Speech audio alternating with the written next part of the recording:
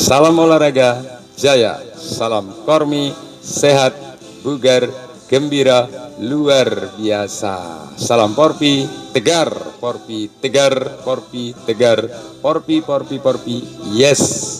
Porpi Bali selalu terdepan. Ya, sahabat olahraga, dimanapun berada, hari ini kita jumpa. Ini obrolan ini saya beri tajuk ngopi fantai. Pakai Vespa ya, ngopi fantai. Ngobrolin Porpi bersama Vanwin sambil santai. Ya, kebetulan tadi saya habis ada satu kegiatan pagi hari ini di Porpi Bali. Nah, saya khususkan ya, di Porpi Bali sendiri kita sedang menata organisasi sebagaimana yang menjadi arahan dari Bapak Ketua Umum Kormi Bali pada saat beliau dilantik beberapa hari yang lalu oleh Bapak Ketua Umum Kormi Nasional Bapak Hayono Isman yang hadir langsung di Pulau Dewata Bali ketika itu ya. Salah satu yang beliau sampaikan adalah bahwa di semua inorga itu kita harus melakukan upaya sehingga menjadi inorga yang benar-benar tertib secara organisasi. Nah, buat teman-teman yang berada di luar Bali mungkin secara keorganisasian sudah tertata rapi ya. Nah, di Bali sendiri kami baru memulai menata kembali sebagaimana yang diwariskan oleh para leluhur kami, para tetua kami, para senior kami yang sudah lebih dahulu merintis keberadaan Porpi di Pulau Dewata Bali. Beliau rata-rata usianya sudah sangat sepuh ya. Sudah sepuh sehingga mungkin agak terbatas di dalam pergerakan. Kemudian saya hadir bergabung dengan beberapa teman-teman, kemudian kita tata kembali. Nah, dalam hal penataan ini tentu langkah awal yang kami lakukan adalah mengajak semakin banyak orang untuk sadar berolahraga, itu dulu. Sadar berolahraga melalui kegiatan senam, terlebih lagi di senam Porpi. Nah, setelah kita berhasil paling tidak melibatkan lumayan banyak dari komponen masyarakat untuk bergabung mengikuti di senam Porpi itu sendiri, yang kami bisa buktikan melalui beberapa event baik itu di daerah maupun di nasional ya. Kalau di daerah itu melalui Forda, kalau di nasional tentu melalui Fornas. Jadi semenjak saya bergabung dan teman-teman itu kita tidak pernah absen untuk kegiatan di baik skala daerah maupun nasional. Nah, sejalan dengan apa yang menjadi arahan Bapak Ketua Umum Kormi Bali, kami secara kelembagaan akan melakukan penataan sebagaimana yang menjadi amanat dari anggaran dasar dan anggaran rumah tangga. Nah, buat teman-teman khususnya yang ada di Porpi Bali, supaya tidak nanti bingung kita itu siapa, seperti apa lembaganya, terus kaitannya kemana saja, saya akan coba uraikan secara singkat. Mudah-mudahan penjelasan singkat yang kita sampaikan dengan cara santai ini ya bisa sedikit membuka ruang pemahaman dari teman-teman. Karena tentu kita pahami secara umum pesenam atau pegiat olahraga senam itu pasti yang ada di pikirannya itu adalah hadir di lapangan, berkumpul dengan yang lain, kemudian kita senam, bergembira bersama, itu cukup. Tidak ada yang salah dengan itu ya. Tentu kami sangat maklumi, sangat pahami, tidak semuanya paham akan organisasi, tidak semua juga punya ketertarikan dengan penata kelolaan organisasi. Namun demikian, sebagai sebuah lembaga yang resmi, itu tentu kita harus semakin teratur, semakin terukur, dengan harapan nanti bisa memberikan manfaat yang maksimal. Teman-teman santai saja ya. Santai, saya juga akan sampaikan materinya ini dengan santai sesuai dengan apa yang saya baca, apa yang kami dengar dari para senior kami, para tetua kami. Jadi saya akan sampaikan secara bertahap. Pertama kita mulai dari lembaga dulu. Nah, walaupun teman-teman secara umum udah tahu ya, Ibu Bapak senam di mana? Senam di Porpi. Nah, kadang-kadang yang diingat itu Porpi, bukan kepanjangannya ya. Yang diingat itu Porpi gitu ya. Oke, Porpi itu Persatuan Olahraga Pernapasan Indonesia. Jadi lembaganya ini bernama Persatuan Olahraga Pernapasan Indonesia, dari tingkat bawah sampai tingkat nasional. Namun lebih lengkap lagi sesuai dengan dokumen Kementerian Hukum dan HAM yang sempat saya lihat juga dokumen aslinya, bahwa nama lengkapnya itu adalah di lembaga yang tempat kami bernaung saat ini, Persatuan Olahraga Pernapasan Indonesia Berbadan Hukum. Jadi Porpi Berbadan Hukum. Nah, mendengar kata itu tentu teman-teman sudah bisa membayangkan ya, kita itu lembaganya resmi atau tidak. Nah, teman-teman sudah bisa bayangkan. Kemudian secara nasional Porpi ini ada di Dewan Pengurus Nasional Porpi, jadi nasional. Jadi skopnya nasional yang mewadahi seluruh Indonesia. Itu di DPN ya, Dewan Pengurus Nasional. Kemudian di daerah ada DPD. Kalau kita di Bali itu DPD Porpi Bali. Turun lagi ke kabupaten itu namanya DPC, Dewan Pengurus Cabang. Turun lagi tingkat kecamatan, kelurahan, RT, RW. Kalau di Bali itu namanya banjar ya, banjar atau desa. Itu bentuknya ranting. Nah, ini mungkin yang jarang dibentuk ya. Nanti kita akan uraikan kenapa itu menjadi penting. Kemudian hubungan antar lembaga atau mungkin rumah besarnya, kalau di nasional itu rumah besarnya di Kormi Nasional, Komite Olahraga Masyarakat Indonesia. Jadi di Kormi Nasional, ini juga sama dalam naungan Kementerian Pemuda dan Olahraga, karena lembaganya lembaga olahraga. Jadi tentu saja berada di rumah besar yang membidangi dunia olahraga. Jadi Kemenpora, Kementerian Pemuda dan Olahraga. Itu untuk Kormi Nasional. Kemudian di daerah, nah di Kormi Nasional berarti Porpi Nasional ada di situ. Nah, ada di situ. Nanti teman-teman boleh searching ya, keterlibatan Porpi di kegiatan Kormi Nasional itu sudah sangat luar biasa bersama inorga-inorga lain tentunya. Kemudian di daerah kita mengenal namanya Kormi Daerah. Nah, di Kormi Daerah itu mewadahi semua inorga yang ada di provinsi, termasuk yang nanti ada di DPC ya, itu ada di Kormi kabupatennya. Nah, di Kormida kalau Porpi Bali atau Porpi Bali, DPD Porpi Bali itu ada di bawah naungan Kormi Daerah Bali. Kemudian turun lagi ke tingkat kabupaten kota, itu berada di wilayahnya Kormi Kabupaten Kota. Namun demikian mungkin belum semua kabupaten kota membentuk Kormi ya. Karenanya teman-teman yang ada di DPC khususnya yang ada di Provinsi Bali, di masing-masing kota dan kabupaten itu bisa berkoordinasi dengan inorga yang lain untuk bisa segera dibentuk Kormi. Gitu ya. Nah, kalau di provinsi sendiri, karena ini lembaga olahraga, garis koordinasinya itu di samping dengan Kormi daerah, itu juga dengan Disdikpora ya, kalau kita di Provinsi Bali, Dinas Pendidikan Pemuda dan Olahraga, Kepemudaan dan Olahraga. Jadi berada di dalam lingkupnya Disdikpora. Itu termasuk fasilitasi Kormi tempo hari itu juga tidak terlepas dari peran serta fasilitasi oleh pemerintah, dalam hal ini dari Disdikpora. Kemudian di tingkat kabupaten, nah, mungkin teman-teman bisa mengadopsi atau mencontoh apa yang dilakukan oleh Kormi daerah provinsi ya. Mungkin bisa berkoordinasi dengan Disdikporanya.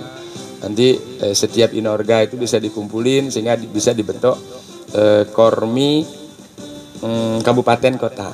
Nah, di bawah itu secara lembaga di Porpi sekarang, nah, di bawah itu, di bawah DPC, jadi di nasional tadi DPN, Dewan Pengurus Nasional, di provinsi itu DPD, Dewan Pengurus Daerah, kemudian di kabupaten DPC, Dewan Pengurus Cabang.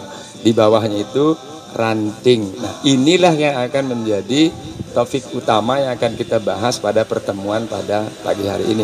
Di ranting ini ranahnya adalah mewilayahi bisa kecamatan, bisa kelurahan, bisa desa, bisa RT, atau bahkan bisa kelompok-kelompok senam.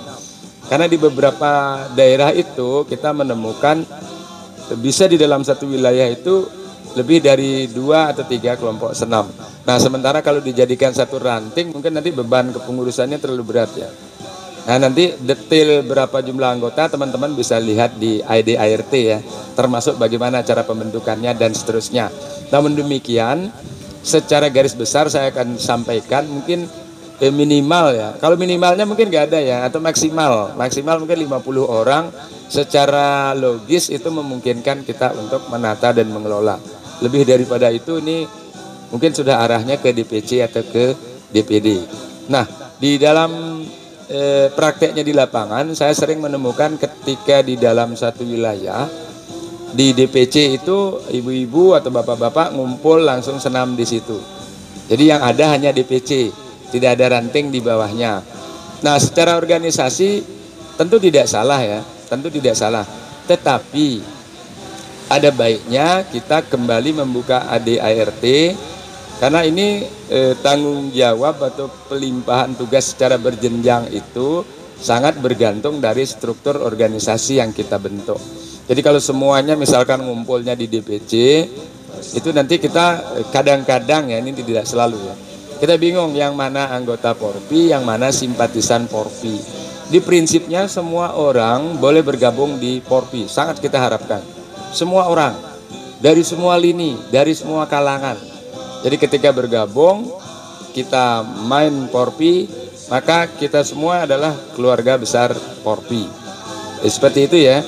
Nah, namun di dalam penataan kelembagaan ini, kalau misalkan kita terdata secara baik, secara benar pada posisi yang sesuai, tentu itu akan sangat bagus dan bisa dipertanggungjawabkan. Nah, artinya kalau teman-teman hanya ada DPC, kemudian di DPC itu ada sekian banyak orang yang biasa ikut senam di DPC-nya, saya sarankan di bawah kepengurusan DPC ini bentuk satu ranting ya. Misalnya nama DPC-nya A gitu ya, DPC A. Di situ ada 100 orang yang biasa ikut senam. Kemudian belum terbentuk ranting. Nah, yang 100 orang ini mungkin bisa dibentuk 1 atau 2 ranting. Apakah keberadaan ranting ini menggeser keberadaan DPC? Tidak. Tidak. Jadi secara struktur senam atau pelaksanaan kegiatan senam tidak ada masalah. Jadi senamnya berjalan sebagaimana mestinya. Tetapi secara kelembagaan, nah, ada pembagian tugas tanggung jawab. Karena kalau misalkan anggotanya sampai 100 bahkan lebih ya, bukan berarti tidak bisa. Ini tentu akan membuat ketua DPC-nya beban tanggung jawabnya terlalu besar ya, terlalu besar. Karena dia harus memikirkan banyak hal terkait organisasi. Kalau cuma hanya memikirkan pelaksanaan senam saja mungkin tidak seberapa ya. Tetapi kita ingin di Porpi kita bisa berkembang, dinamis, terutama memberi manfaat bagi masyarakat luas. Nah, ketika DPC-nya dibentuk, saya kembali lagi, DPC A, kemudian ada 100 orang, misalkan dia bentuk menjadi 2 ranting, ranting C dan ranting D. Orangnya kan masih tetap itu. Orangnya masih tetap itu. Orang yang ada di pengurus DPC ini juga boleh dia menjadi anggota dari masing-masing ranting ini. Karena di DPC ini kan dibentuk dari ranting. Cuman saran saya di ranting C dan ranting D yang berada di bawah DPC A tadi, pengurusnya jangan pengurus DPC-nya. Ya, kecuali terpaksa, mungkin beberapa itu dirangkap, tapi diusahakan jangan merangkap. Jadi ketua DPC-nya silahkan dipilih sendiri yang di ketua ranting. Ranting C tadi ketuanya itu kan sederhana sekali bentuknya, strukturnya. Ketua, wakil, sekretaris, bendahara, kemudian ada beberapa seksi sesuai kebutuhan rantingnya. Misalnya ya seksi senam katakanlah begitu ya. Kemudian seksi perlengkapan, kemudian seksi penggalian dana atau apalah namanya, sesuaikan dengan kebutuhan ranting. Demikian pula di ranting D. Jadi ada ranting C, ada ranting D yang berada di bawah DPC A. Nah, sejauh ini paham ya? Saya yakin teman-teman paham. Sebetulnya sederhana, tetapi memang kita akui tidak banyak orang yang terlalu detail suka untuk memahami sisi organisasi. Padahal sebuah lembaga itu akan menjadi kredibel, kuat, itu tergantung dari cara kita menata keorganisasiannya. Nah, kemudian di mana letak kelebihannya? Ketika ada ranting C, ada ranting D berada di bawah di DPC A, padahal orangnya itu saja. Nanti ketika kepengurusan ranting ini berakhir, ya syarat untuk menjadi pengurus kepengurusan DPC maksud saya, syarat untuk menjadi pengurus DPC itu harus melalui musyawarah ranting. Jadi mungkin selama ini ada yang langsung ditunjuk atau langsung dibentuk, memang dasarnya musyawarah mufakat, tapi masih belum bisa on the track sesuai dengan yang ada di dalam ADART. Padahal orangnya banyak. Nah, ketika misalnya ranting ini sudah dibentuk, ketika pengurus DPC ini berakhir, maka ranting ini bermusyawarah. Jadi orang yang nanti kita dudukkan di kepengurusan DPC itu siapa? Berdasarkan musyawarah yang ada di ranting. Kalau pengurus ranting kan musyawarah di antara sesama kelompok atau sekumpulan teman-teman di kelompok senam itu yang bermusyawarah kemudian membentuk ranting. Seperti itu ya. Demikian pula jenjang di atasnya. Nanti ketua DPC-nya berakhir melalui musyawarah ranting. Kemudian ketua DPD-nya berakhir, nanti ada musyawarah daerah itu diambil dari keputusan para DPC. Begitu seterusnya. Nah ini sangat penting teman-teman. Kalau anggotanya banyak tentu bagus sekali. Bagaimana kalau anggotanya sedikit? Tidak masalah. Tidak ada masalah. Karena yang kita kedepankan itu adalah struktur lembaganya. Jadi sederhananya rumahnya. Kita pastikan dulu rumahnya ada dan jelas. Nanti orangnya tinggal mengisi. Nah, bukan berarti kita membatasi teman-teman untuk bergabung, tidak. Justru kita membuka pintu selebar-lebarnya. Karena di Porpi itu prinsipnya adalah kita berbagi untuk semua. Jadi kalau misalkan gini, saya senam di satu tempat, saya orang DPC. Kemudian di tempat itu sudah ada ranting. Nah, ketika ada datang bergabung begitu ya, Pak saya izin mau ikut gabung. Nah tentu kita sarankan masuk di salah satu ranting. Nanti ranting ini yang akan berkoordinasi dengan pengurus yang ada di DPC. Jadi sekali lagi tidak ada yang berubah karena orang-orangnya masih tetap sama. Orang-orangnya ya itu juga. Jadi bukan di luar itu, kita ngambilnya tetap dari situ. Kemudian kita bentuk, kita buatkan rumahnya atau kelembagaannya itu lebih teratur lagi. Nah kemudian untuk pengukuhannya tentu secara berjenjang. Jadi kalau dari atas kita mulai, kalau DPD dikukuhkan oleh Dewan Pengurus Nasional, kalau DPC dikukuhkan atau dilantik oleh Dewan Pengurus Daerah, ranting dikukuhkan atau dilantik oleh Dewan Pengurus Cabang. Itu ya teman-teman. Jangan khawatir, penataan kelembagaan ini tidak mempengaruhi kegiatan senam kita. Senam berjalan sebagaimana mestinya, sebagaimana hari-hari sebelumnya. Teman-teman kumpul dengan yang lain, kemudian bergembira, kita senam Porpi, bercerita dan seterusnya. Tidak ada yang berubah. Jadi jangan sampai ada kesan nanti ketika kita tata, nanti teman-teman merasa terkotak-kotak. Tidak seperti itu. Ya, karena kostumnya sama semua. Kostum sama semua, senam yang kita gunakan sama semua dari ranting sampai tingkat nasional. Tentu masing-masing jenjang sudah ada yang mengkoordinir ya. Kalau secara nasional itu kita di bawah diklat Porpi Nasional ya. Nah, dari badan diklatnya Porpi Nasional. Jadi tolok ukurnya adalah itu yang jadi panduan kita. Semua lini Porpi itu panduannya itu. Apapun bentuk senamnya itu pasti kiblatnya di badan diklat Porpi Nasional. Nah seperti itu. Jadi senamnya tetap berjalan seperti biasa. Jangan nanti ada kesan juga kok jadi ribet ya. Tidak ribet. Sebetulnya ini menjadi ranahnya pengurus ya, baik di tingkat ranting, DPC, DPD maupun DPM. Kelembagaan itu sebetulnya menjadi ranah pengurus. Makanya ini saya beri judul Ngopi Pantai, ngobrolin Porpi bersama Vanwin sambil santai. Harapan saya adalah kita semua di samping menggunakan senam Porpi, bertemu dengan yang lain, dapat sehatnya, kita juga memiliki pemahaman tentang organisasi. Tentu suatu saat teman-teman pasti ada yang tanya ya, Pak, Bu, Porpi itu apa sih? Nah, jangan sampai nggak tahu ya, Porpi ya Porpi, jangan seperti itu ya. Jadi Porpi itu Persatuan Olahraga Pernapasan Indonesia. Secara kelembagaan, minimal jelaskan secara garis besar sebagaimana yang saya sampaikan tadi. Nah, apakah di Porpi kita full mainnya pernapasan saja? Tentu tidak. Nah, itu kan itu namanya garis besarnya. Nah, hampir semua aliran senam ya, kalau saya anggap sebuah aliran ya, hampir semua model senam ada di Porpi. Mulai yang sederhana dengan slow beat sampai yang beatnya kencang, tentu tergantung kondisi di lapangan. Nah, di Porpi itu kita tidak membedakan usia dalam tanda kutip ya. Jadi kalau ada yang berpikir Porpi itu senamnya untuk lansia saja, bukan. Dari anak TK ya, artinya anak usia dini ya, yang sudah bisa jalan tentunya, sudah terbiasa di lapangan, sampai lansia yang masih memungkinkan bergerak.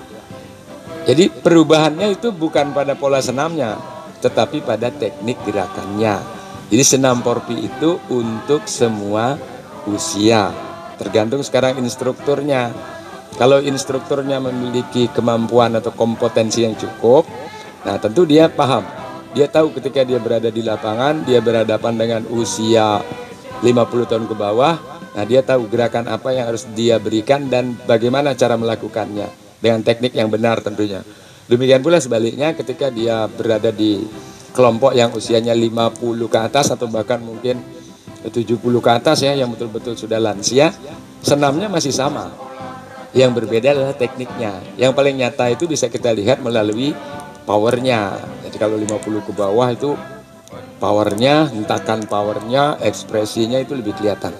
Kalau yang 70 ke atas atau yang sudah lansia ya, itu powernya yang kita turunkan, tekniknya masih sama, powernya diturunkan, kemudian soft, nah, tampilannya soft. Apakah itu mengurangi manfaat? Tentu tidak. Ketika dia 50 ke bawah, otot-otot itu masih bagus ya. Ketika diberikan beat yang sesuai, tentu otot itu juga mampu merespon dengan baik. Kemudian yang 70 ke atas karena ototnya sudah semakin kendor ya, atau masa ototnya berkurang, kemudian powernya kita turunkan, tentu juga sesuai dengan usia beliau. Nah, ini sering sekali ya di lapangan kita mendengar, kita menemukan, oh itu senam porpi untuk lansia, bukan ya, bahwa senam porpi biasa dimainkan untuk lansia, iya, nah, betul, biasanya itu terutamanya pernapasan ya, karena di lansia itu kan memang kita utamakan di pernafasannya.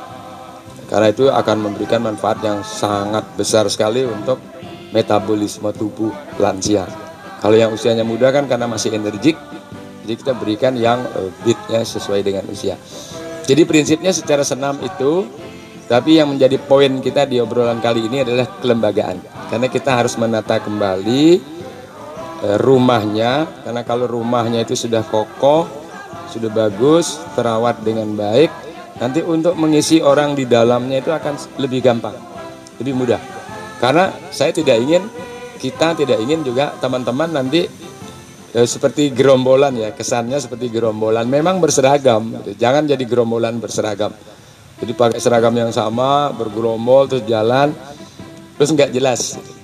Maksudnya nggak jelas itu dia ini simpatisan, anggota, atau sekedar warawiri saja. Nah itu ya. Nah saya ingin teman-teman nanti betul-betul kita bisa menata secara teratur. Jadi posisinya jelas. Misalkan saya nih, saya main senam porpi, saya terdaftarnya di ranting porpi A gitu misalnya. Jadi kalau saya ada pertanyaan soal senam, berarti saya harus bertanya dengan ketua ranting saya. Kalau beliau tidak bisa jawab, nanti diterusin ke ketua DPC-nya, begitu seterusnya. Jadi tujuan utamanya itu adalah supaya kita mendapatkan ilmu yang benar, manfaat yang benar. Jangan lupa, senam itu akan memberikan manfaat yang maksimal kalau kita melakukannya dengan teknik yang benar. Jadi nggak asal gerak. Kalau happy-nya oke. Saya biasanya kalau di lapangan itu saya lihat peserta, pertama saya pancing happy-nya dulu. Yang penting beliau happy. Itu kita pahami orang datang ke lapangan dengan berbagai kondisi pikiran ya. Tidak semua orang datang ke lapangan tuh perasaannya lagi happy. Bisa aja lagi kesel. Nah kita buat happy dulu beberapa menit di awal ya. Ajak happy, baru kita masukkan teknik, berikan pemahaman. Nanti saya akan buatkan satu video khusus untuk teman-teman yang sebagai pemandu, sebagai peraga, atau pengen jadi instruktur. Nanti kita berikan tips-tipsnya bagaimana kita memandu senam di lapangan sehingga semua terakomodir. Karena jangan lupa di lapangan itu kan yang hadir ada anak-anak, remaja, dewasa, bahkan lansia. Ada yang temperamennya soft, ada yang temperamennya agak hiper, ada yang sukanya ajab-ajab saja, ada juga yang memang fokus serius. Apalagi kalau beliau itu praktisi kesehatan. Nah, ini hati-hati juga ya. Apalagi peserta senamnya itu beliau praktisi kesehatan atau beliau paham betul tentang dunia senam. Nah, tapi ini juga bagus ya, menjadi feedback, menjadi semacam rangsangan bagi kita yang biasa memandu senam itu untuk belajar. Untuk belajar terus meningkatkan kualitas diri. Jadi tidak berpuas diri hanya memiliki kemampuan bergerak.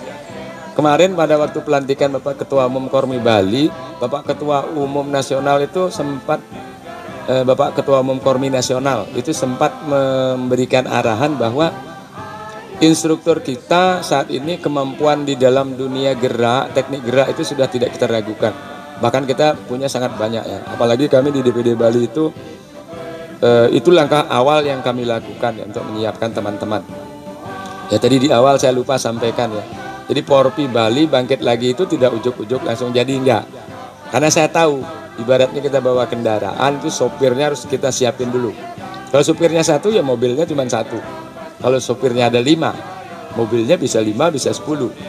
Jadi bisa gantian. Nah, yang saya maksud, jadi teman-teman yang seperjuangan, memiliki hobi yang sama, kita ajak mengikuti diklat. Dan tidak tanggung-tanggung. Mulai dari tingkat dasar. Kalau di kami itu kan ada Tarpelcap ya, tingkatnya kabupaten. Kemudian Tarpelda, tingkatnya provinsi. Kemudian Tarpelnas, tingkatnya nasional. Nah kebetulan saya berlima. Itu di Porpi Bali itu ada saya, Van Win, ada Bu Win, ada Bunda Rike Yukeni, ada Bu Ayu Srinadi, dan ada Bulu Gede Setiawati. Nah 5 orang ini yang kita ajak mengawali untuk menggerakkan kembali itu dari tingkat dasar sampai nasional. Bahkan sudah sampai ke tingkat penjurian. Nah jadi tidak kaleng-kaleng ya. Nah dengan bekal itulah kami tahu banyak hal.